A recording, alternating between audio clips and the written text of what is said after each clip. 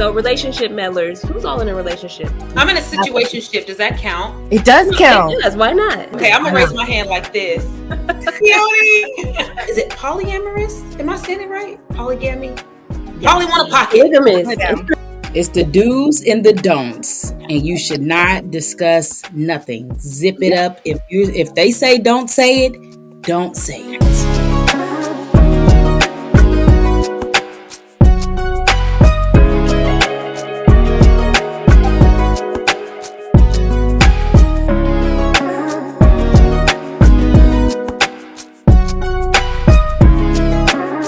Relationship that I was years. Y'all, 12 years? And you know, some people are married for 25 years, so it's a thing. It's a thing. 30 years. I cheated 47. I cheated. Shit, she didn't tell me that. Now, we done been off camera for 2 hours. You ain't tell me that this whole 2 hours? You ain't. Because I wanted out. I might as well have lied to you. Yeah. As much as you accuse me of lying, I might as well have gone out to the club.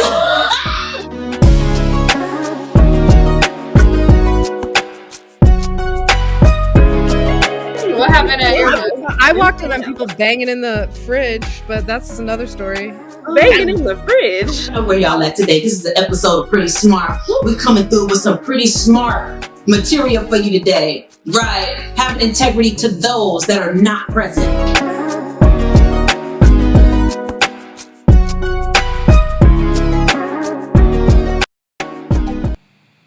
Hi folks, I'm G. Lynn, Alston Leonard, and we are here tonight to talk about a topic that has come up in the midst of all of the insanity that's going on in this country. Stress relief or insensitive. We're talking about the Natasha doll. Why are we talking about it? Because life brings us forward. We have seen recently, and this is why I brought this topic up, we've seen recently the chaos that's occurred because of the situation in South Carolina, where the Korean store owner shot one of a third world persons in the back, got off free.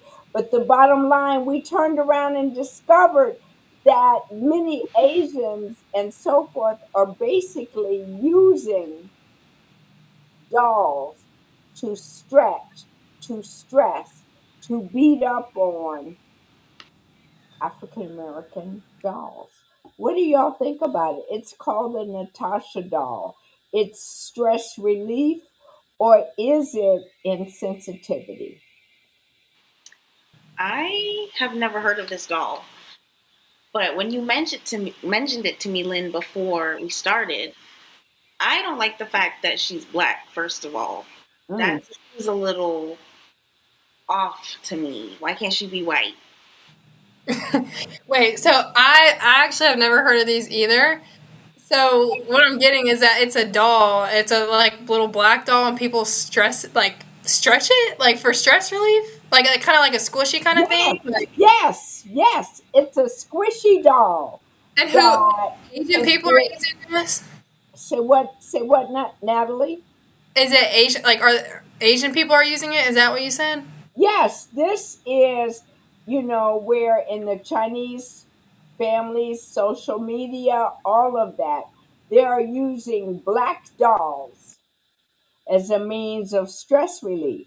We are saying that, I tell you what, we got these little dolls, we're going to stretch them, we're going to throw them across the room, we're going to basically take the stress that we are feeling, whether it's in this country or abroad, we're going to take it out against this doll. Yeah, this is my first time hearing about that, but that's, I get squishy toys. I've seen a lot of kids, even adults, maybe who have ADHD or something, using fidget toys or squishies. I guess that's falls under the thing as fidget toys. But obviously those things that I've seen from kids and people of all races have never been a doll of a person of color or like a white person. I've never seen anybody have a doll like that, so that's a little odd. That's weird. And There you is this go. being sold in like the U.S. too, like in U.S. Asian stores? Is that what you're saying, or is it more in Asia? Like, No, it's being sold around the world. It's 99 goddamn cents. It's yeah, being I'm not really sold messing with that. around the world. I mean, at least they have a. Yeah, I see it, That's offensive, for but real. I at least I got another color in there. I guess it's not just still Wait a minute, black hold up. baby, but Wait a minute, hold up. What other Wait, color did you see? Okay. a white person. I only saw black and light skin. I ain't gonna lie. Was it light skin? It looked like like a white to me. No, I don't no. know. Listen, the bottom line is, how do we feel about it? What do we? I mean, what do we do? What's happening across the globe? And for me, where does all of this fit in terms of how we view our world, our culture, our community right now? Well, I've seen people, Asian people judge black people before. Like, it's not just like, I mean, obviously every race can be racist, but I have seen, and I guess this goes both ways because I have seen like people of color, like black people, being racist to Asians, but I have also seen it other way around, vice versa.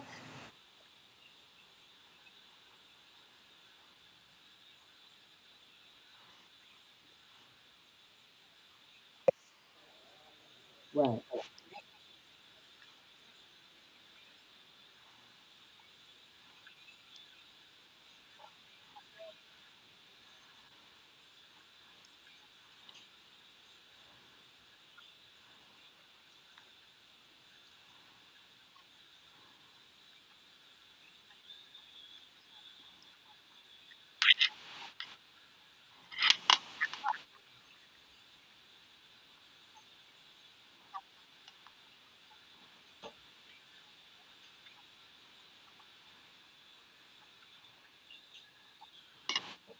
Right. Okay. Yeah, Exactly. that's more so what I meant. Like, but anyways, Asian people can be prejudiced towards black people. Black people can be prejudiced towards Asians. But I have seen it. I've seen it both ways. I have myself have never experienced that, but like it is. I also feel like one time I was on a cruise in Europe, and my cousin, she's fully black, and she has like an afro, and it looks gorgeous. But we were on a cruise ship, and we were in the elevator, and there was an Asian person from Asia. Obviously, like they were foreign, not from the U.S., and they they started touching my cousin's hair in the elevator, like without saying anything. And I think that just goes to show in Asia they don't have that culture. I don't think they, from what I can tell, it doesn't seem like they have many black people over there, if any. So I also don't think, you know, that just feeds into it.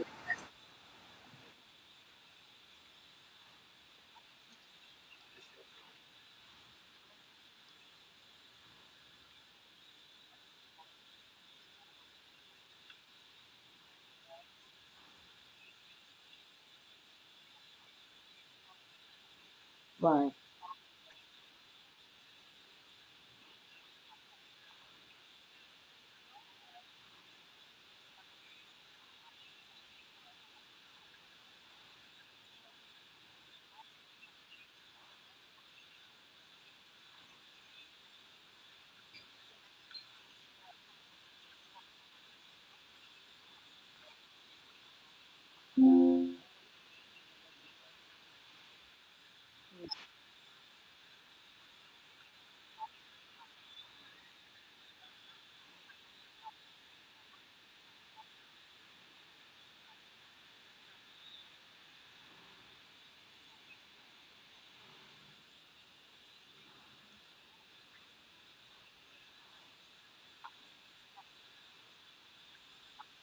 Ah,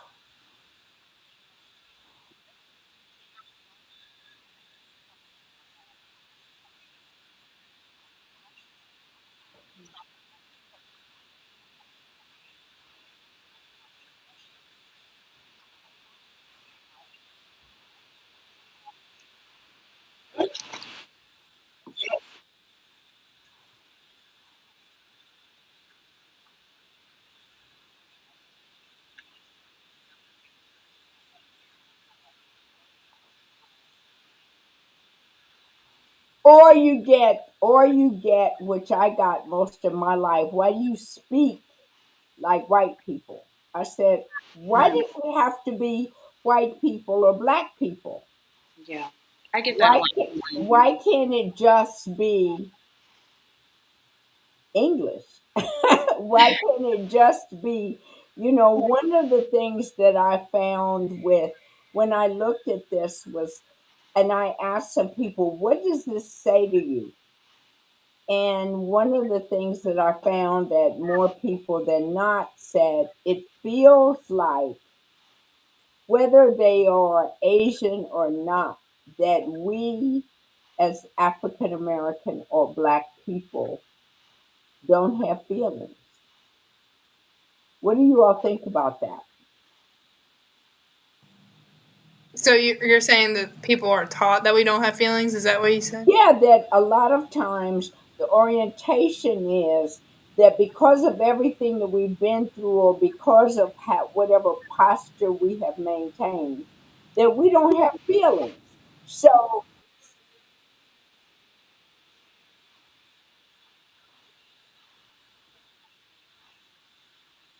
yes, yes,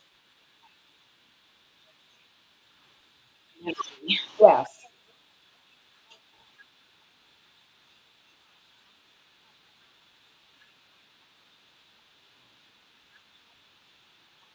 To get over it, we shouldn't feel anything. It shouldn't matter to us.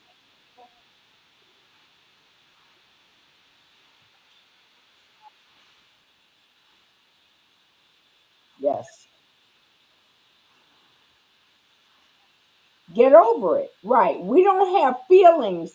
I mean, why should we feel anything about people around the world using a little squishy toy that's stretching us out of all kinds of shape, that is throwing us up against a wall because they are feeling stress behind what somebody else has created, but we become the figment of the imagination that's causing so much of the discord.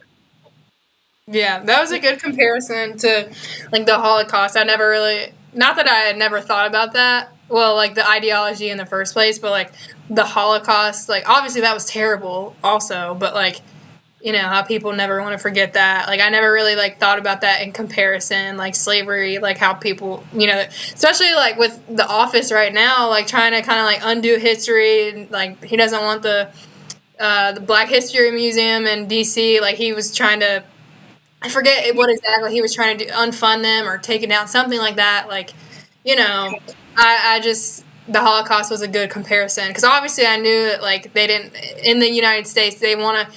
I think he also said he didn't want it to be taught in schools anymore. Like it's just like sweep it under the rug. Like let's not like you know. So yeah, it's a good comparison. I mean, I think that it's something for us to really think about when we look at how do we all move forward? How do we help people, quote unquote, get along? When we live in a world that so easily says, I can take my shit out on you. Okay?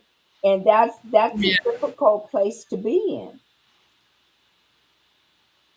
Yeah, and I feel like I don't know. I've heard a lot of stuff about like, oh, Juneteenth shouldn't be, a holiday, whatever, blase, blase. And I think sometimes white people or people who are not of color, I think sometimes they think that we have this victim mentality and stuff. And I think they get mad because they might not have their own holiday. There's no white holiday. You know what I mean? But it's not Right, like, I don't know. Like they never went through anything, at least here, like that.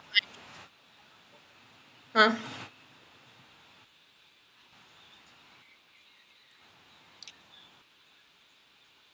right,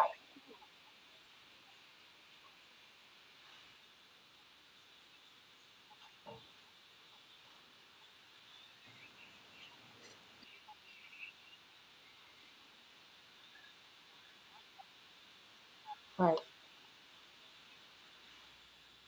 Right.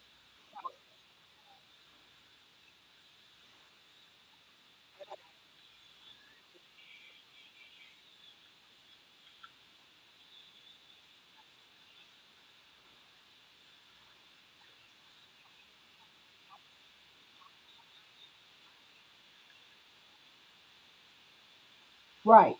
Exactly. Exactly.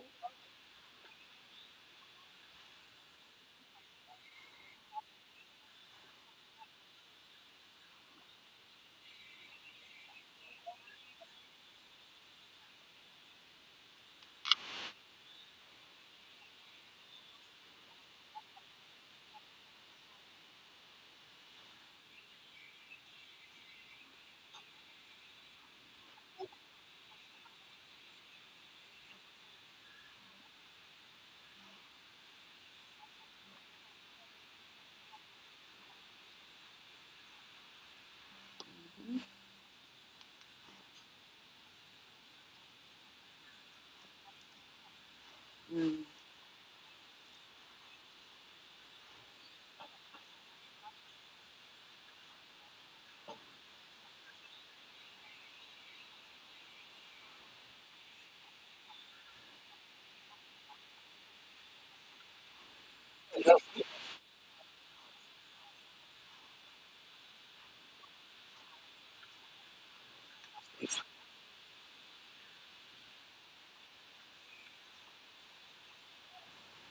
Yeah. Well, Yeah. the interesting thing, Keone. Okay, go ahead.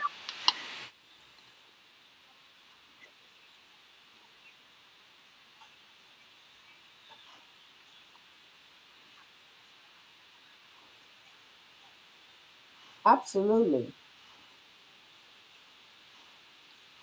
Absolutely. I mean, this piece, this topic touches on so many realities. When you look at, you're talking about a doll that's shaped like a human infant that happens to be black. It's not a blob, it's not an animal, and it could be dark skinned, it could have curly hair, and the world is allowing it to be used as stress relief.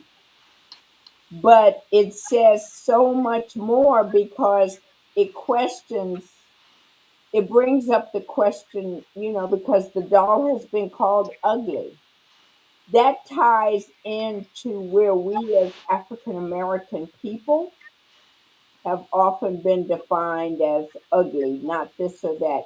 And Natalie, listen, whatever you've gone through, I've gone through because people couldn't figure out what I was. We already know what's part of my background, but it's never been deemed ugly for me. I didn't grow up like that. I'm sure you didn't grow up like that. Ellie, you didn't grow up like that. So why should we or any part of our race be considered ugly, stress relief? Let's take out all of our anxiety on a doll that we have no relationship with, other than one of the things that happens is oftentimes because of what we've been through, people feel like we don't have feelings. We don't care. It doesn't matter to us. And what's hurtful for all of us is something that most people never experience because they don't see us as human in many instances. What do you think? I mean, you never know until you walk in our shoes, and they're never going to walk in our shoes, especially if you're white and you have all this privilege in America today. You're never going to know what it's like to be black in America. Right. And I think going off of what you said, being like, I identify as black, like I am a black woman still, but I think being mixed too, like I've grown up in both spaces and it's like really interesting, especially as I've gotten older. I used to like, my grandma used to talk about racism and stuff when I was little. And I would, like, my grandma on my dad's side, who's black, I used to kind of, like, not that I didn't believe her, but growing up, like, I was like, what are you talking about? Like, nobody's still racist. When I was little, like, when I was younger, and even in, like, middle school a little bit, I was kind of like, I didn't really understand why she said some of the things that she would say, the comments she would make. I would always kind of be like, what are you talking about? You know, like, obviously, I'm, like, 13, 12, 11, so I don't understand the world yet, but, like, I didn't understand, and the older I've gotten and the more that I've gotten comfortable with being black, I think that was like a kind of like an identity crisis for me. Not identity crisis, but you know, growing up and being mixed, it is a little weird being in different spaces. But anywho, I've gotten more comfortable like with like embracing my black side and whatnot. It is when I got older, I realized people really don't understand. Like even my friends. Hmm. Ooh.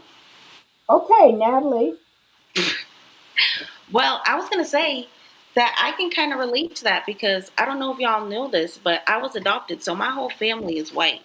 And I grew up in Bozeman, Montana. So I unfortunately experienced from a very young age that people can be very unfair and people can be very racist. And it's hard to kind of experience being black in that kind of environment. And yeah, I want to say that I agree with you, Natalie. I can definitely experience what you've gone through having grown up in the area.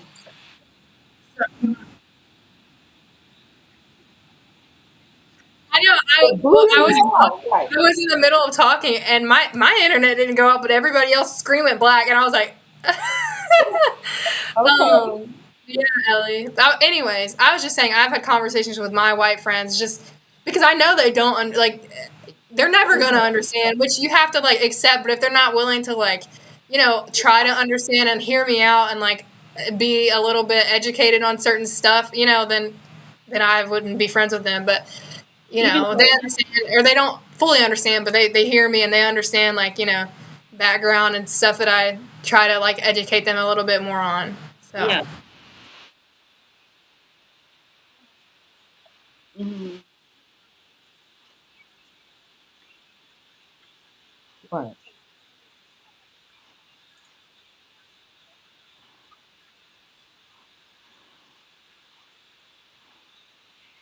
Right.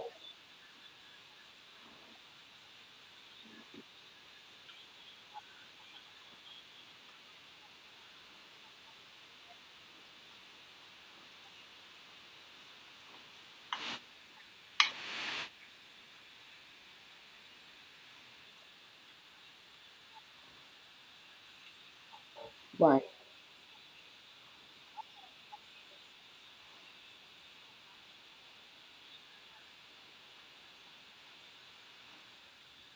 You know, one of the things, for example, if you've not looked it up, the background of this Natasha doll. The doll, commonly, as I said, referred to online as a Natasha doll, is manufactured in China Oh. out of slow rising memory foam or soft TPR rubber, whatever that is. It was designed as a compression or de stressing toy that users can pinch, stretch, squeeze to relieve tension, after which the doll slowly returns to its original shape. The product was manufactured in multiple skin tones, including white, cream, light brown, coffee, dark black. But only one of them, ironically, gets run over by cars on TikTok.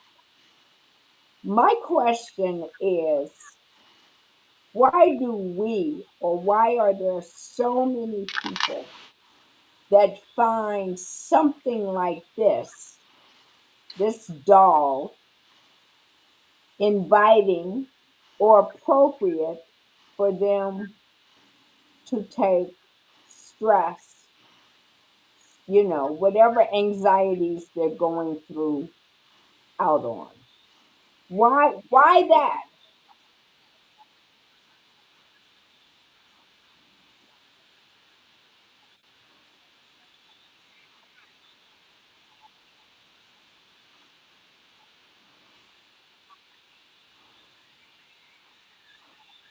Mm-hmm.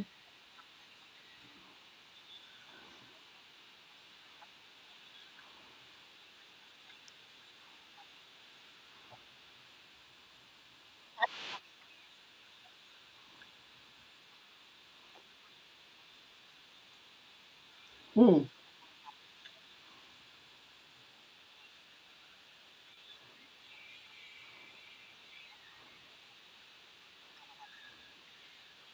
Mm-hmm.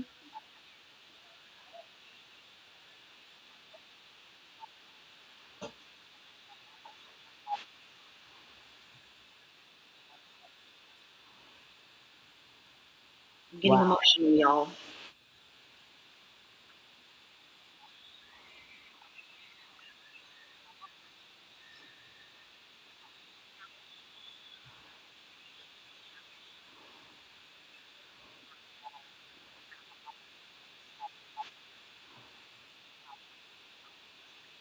Mm.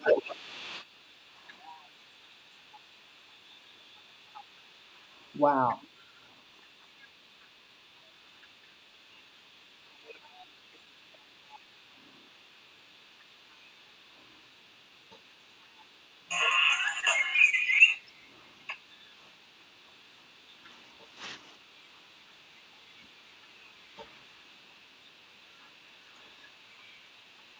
Yes.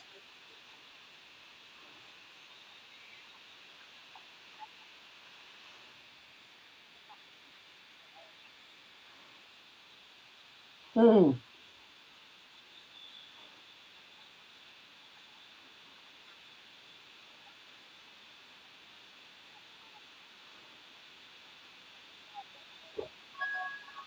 Right.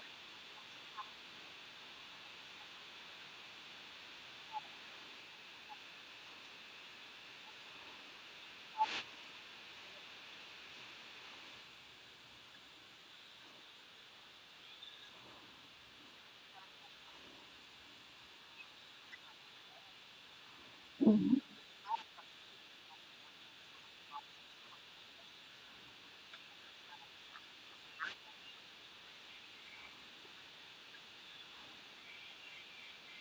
Right. Right.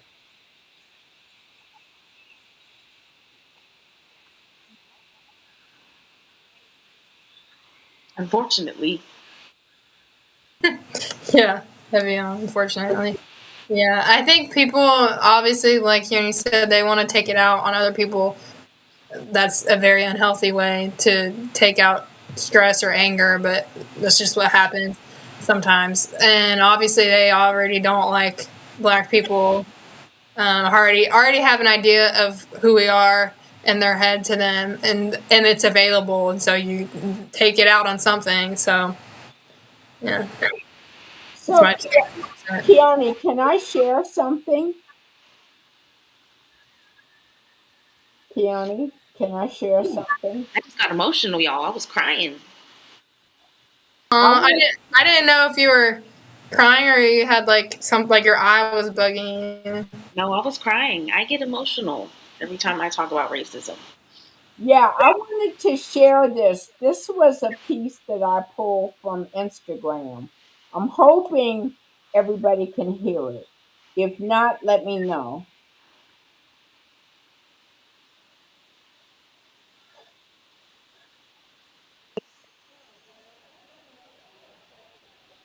I can't hear anything. Yeah, I don't hear it either.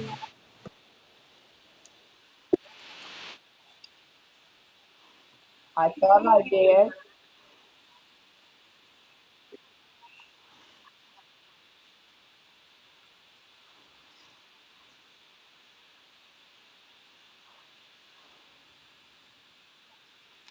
Okay, I've got also share.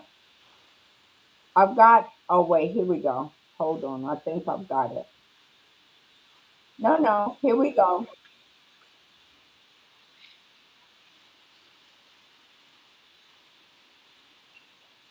Which means a lot of the content posted on these Chinese social media apps stays within China and is specifically targeted towards a Chinese audience and what they like. There's an entire market of Chinese adults who enjoy watching videos of Black African children being abused. As our African leaders continue to welcome a nation that does not regard us as human beings, what can we do about it? Let's talk in the comments. I hope this makes you as angry as it makes us. There's a viral trend around a Natasha doll in China, a black baby stress toy. Chinese social media users are filming themselves squeezing, stretching, and brutalizing the doll for entertainment.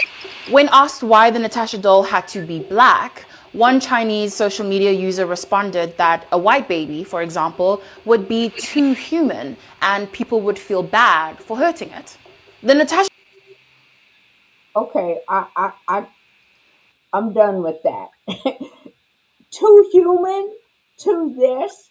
You know, the bottom line is when people do not see us as people, then we find ourselves in situations like this. Yeah. So you know, ooh, can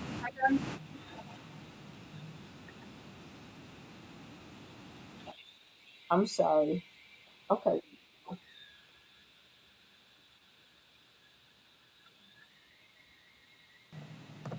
anyway, I was saying that's why, like, the term, like, comparing black people to gorillas and monkeys, like, that has been a viewpoint that people have had on black people for so long, and it still comes up in jokes that people make. Like, that hasn't really gone anywhere. It's not, some people may not be as open about it anymore as they maybe would have been 100 years ago, but like it's still there. It doesn't go away.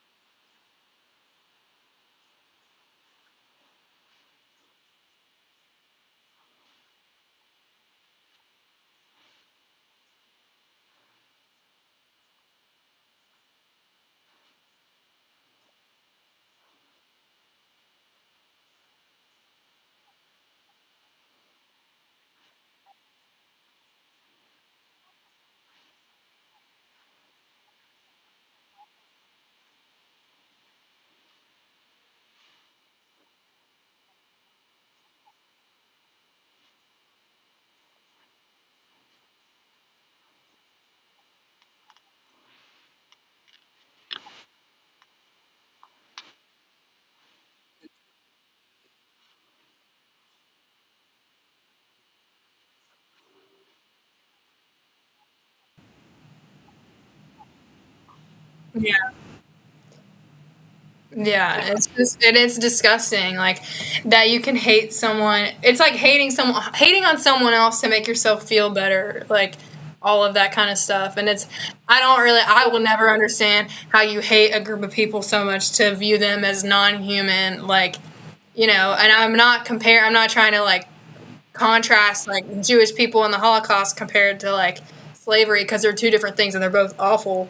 But, like, the same thing has happened to other groups of people, maybe not for this long, at least in the US, but, like, when the Holocaust happened, like, the Germans didn't view the Jewish people as human either, and, like, how they were treated over there. And it's like history just repeats itself, and sometimes it might not ever go away, it's awful, but I don't know. It's just disgusting, to be honest.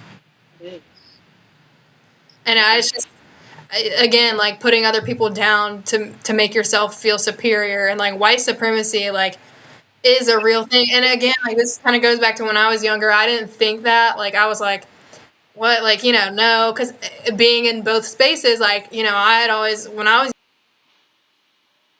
muting myself.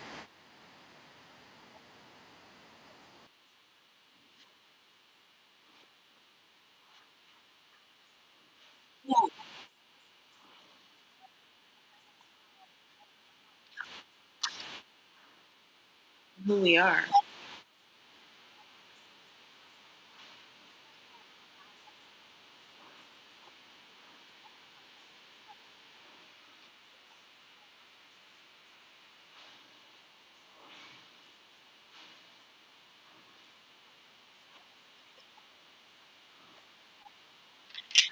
Literally.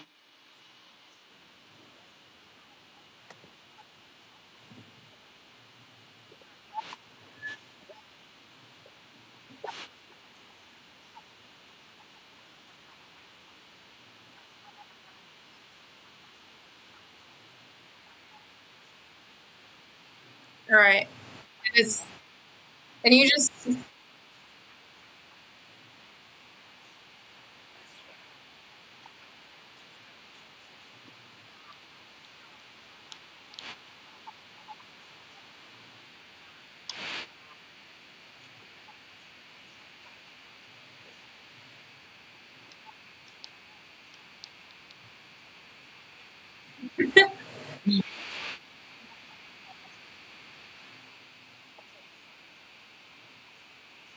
it's just,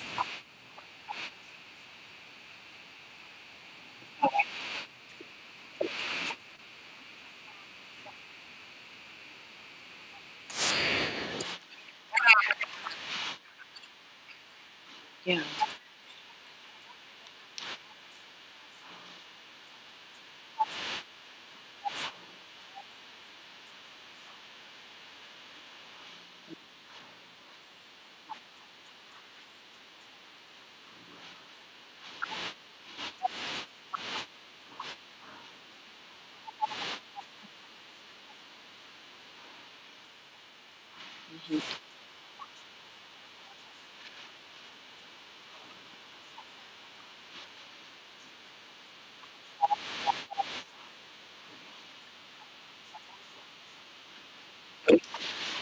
I would say they gave me a little bit of both because, I mean, I grew up in Bozeman, Montana, so there was no black people the whole time I was living there. It's getting better now, but while I was being raised there, I didn't grow up around any black people.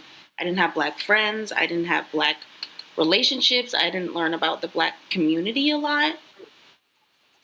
No, for real. But they did, you know, teach me about police brutality and, like how to talk to a cop, how to act around a cop, stuff like that, that I would learn about. But that's really it. have you, Ellie, did you ever experience like, I feel like your answer is going to be yeah. I feel like anybody black probably has, but like being in like a lot of white spaces, did you see any, did anyone ever make any comments to you be like, I don't know, that are just like like kind of undertone racist, like, you know what I mean? Like there's comments that you kind of like blink your eye and it's like, maybe not out loud. Oh, like I'm surprised you're so like, well spoken, or you're not like other black girls or other black people I've met. Like, did you ever experience stuff like that? Oh, yeah. I even experienced that here in Atlanta, I'm not going to lie. But definitely growing up, tons of microaggressions that just grew and grew and grew and grew. Mm-hmm. It was, yeah. Yeah. It was traumatizing. I remember I was in fourth grade, and like my best friend in fourth grade, she was a white girl. Like, she's super sweet. Like, obviously we're fourth graders. We don't talk about anything like that. We're just talking about what, I don't know, 8-year-olds talk about. But I remember I was at her house one time, and her parents were always nice to me. But I remember one time her mom asked me, a white lady, she asked me, she was like, "Oh, do you think you're more white or black?" And I always remember that comment because I was just kind of like, even at the age of 8 or whatever age you are in fourth grade, I was kind of like, what kind of question is that? You know what I mean? And I answered, obviously, I'm 8, 10 years old. She's asking me as a white lady. I'm going to say white because at 10 years old, obviously, I'm going to mimic whoever I'm around, right? Like when you're like a child being asked that kind of question. So I said white, like, because I'm 10 years old and you're asking me as a white lady, of course I'm going to try to fit in like as well as I can here in this space in your house, Yeah. And I remember I wrote about that in my college essay too, just like little things growing up and like identity and whatever. Mm-hmm. But what would my thing is like now looking back, what were you going to say if I said black? Like what were you going to think of me? Like if you know what I mean? So it's just micro little things that maybe you wouldn't really think too much about at first, but like growing, like as I got older, like I remember her asking me that, and it's like, no, like was my answer going to change your mind, you know what I mean, like, or change your thoughts on me? So it's just, I don't know. I think it's weird, and that's the only person that I remember had like asking me a question like that. Obviously, people ask me like what race I am. I don't really take offense to that because some people are, you're just curious. Like I get people asking if I'm Hispanic or Polynesian.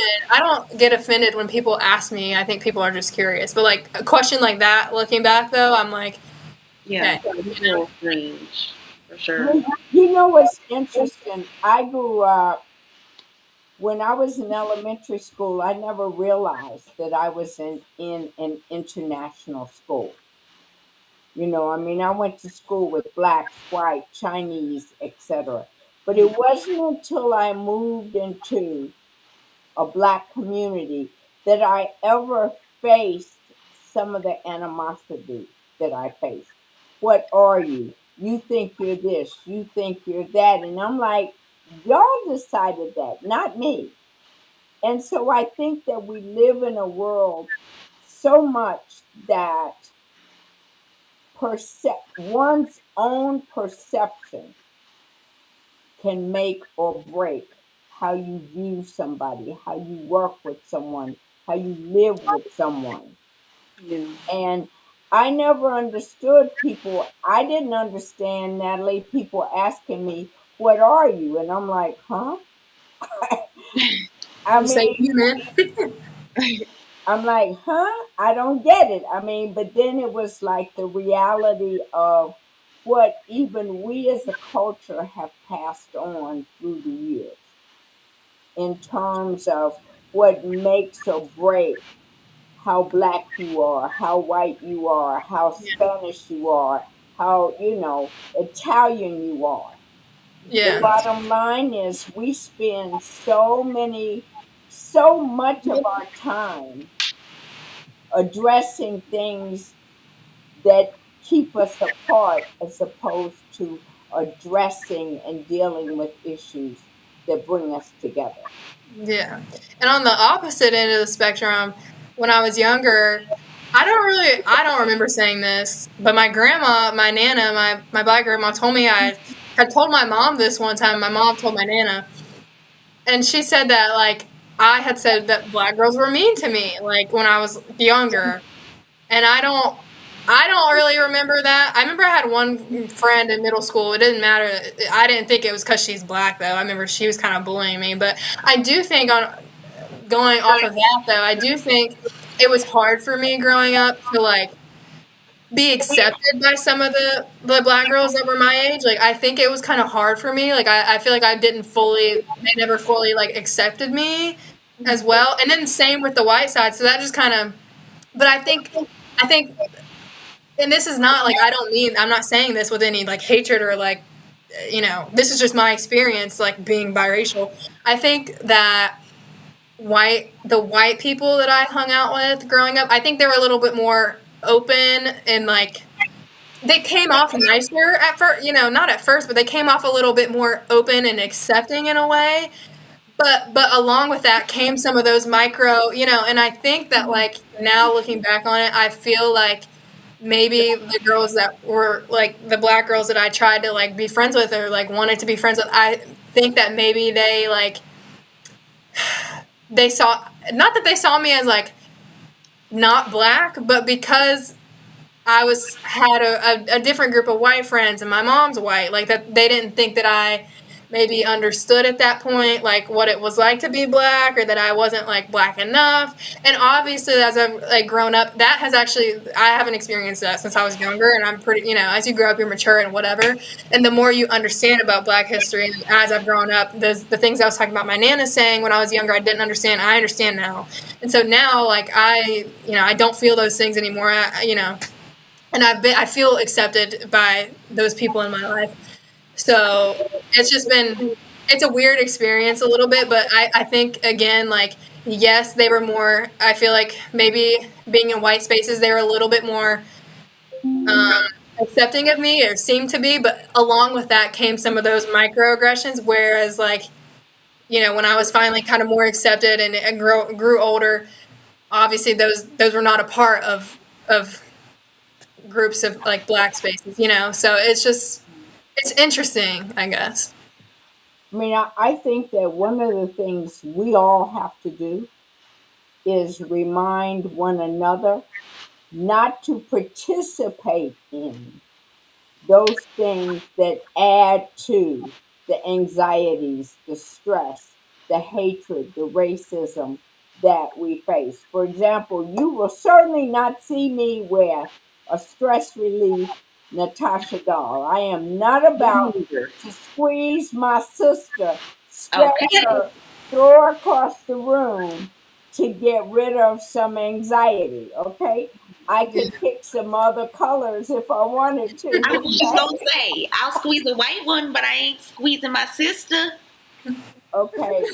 But I think that it's also important for us to realize even that we as a culture have often been guilty of passing on some of those insensitivities that too many of us have faced and not enough of us have talked about. Yeah, and I think sometimes like when you know people or other groups of people will dismiss black people like when they think they're making, oh, you're just making a big deal, it's not that big of a deal, or it's just a doll or whatever else, but there's so many things that like it's so many things that it's like you're telling every single time it's not that big of a deal, but those things add up, not to mention everything else in our history that we've already dealt with. So like no, like we're not, maybe we're not being like too woke, you know what I mean? Like you wouldn't like that, and especially you'll never know what it's like to have like generational history like that. So. Well, the thing to ask is after all of the months or years of people squeezing, squishing, throwing, stretching these dolls, what does it do to your mindset about people of that race? Does it now lead us to feel like, okay, we can take it out on the doll, we can take it out on the real person? And I think that too many times we don't look at what's the implication of something as simple as a little rubber doll. What does that mean? What are we teaching other people, other cultures to do? Yeah, and then if you have like again, things are taught. They're not like a baby. It doesn't grow up and just be racist or prejudiced out of nowhere. Those things are taught, and so it's like if you have a little 3-year-old like smushing a black baby doll's like head in and throwing it around and stuff, like obviously, what are they gonna if they grew up doing that? Even if they're not taught, even if it's just that, and they're not around any black people, even if they're not taught like prejudice or not taught racism, but by doing that for years, and there's no one that looks like that around you, if you eventually see a black people or come across a black person, you're already going to have like be like, oh well, they must not be good because I grew up like everybody smashing these things in around me, so it's just like what that even in action, like doing an action like that, what that will teach you like growing up. It's not even that you have to be directly taught. So I don't know. That type of behavior is taught, but what does it say? One thing for sure, I am not giving a Natasha doll to anybody I know. Okay? Because we don't even need to teach ourselves or experience within our own culture that it's okay to squeeze, take your stress out on a doll that looks like us. Yeah. Yeah. There's no way. And if black people were doing that, and only black people were doing that with a white doll and posting videos online, of course white people would feel, they would feel the type of way, like, which is okay, but don't dismiss it when it's the same feeling that someone else, another group has, Not to say, like, I don't know. I haven't seen that on the internet anywhere. Well, I here's don't the know what the thing difference is. to wrap that up. Here's the thing: if people look at and say, "Well, I don't understand why you would put the comparison of because some kid is growing up smashing a black doll, why that would make them think a certain way." Well, when I was a kid, and also Lynn was a kid, what were most dolls? Barbie dolls. They were A lot Barbie. of black girls had, before they made the black Barbie doll, had Barbie dolls, and it just gave them that implication that white was beautiful. Look at Miss America. For the longest history of Miss America, what was always the winner? So beauty was never established from that age for people who look like us, black or brown. And so you just associate these things. You just associate these things. And that's what happens. And that's the importance of understanding why that doll got some outrage. It's not just people being sensitive, it's that kids are developing, kids are innocent. And what we do a lot of times is we ruin them, and then they grow up to be adults, and then now we want them to change because they're an adult. And how could you think that way? Well, it was our fault. Well, this is a great episode of Pretty Smart. Thank you, Lynn. Thank you, Ellie. Thank you, Natalie. And always remember, Natalie has a white parent and Natalie has a black parent. So that definitely makes her Puerto Rican. Okay.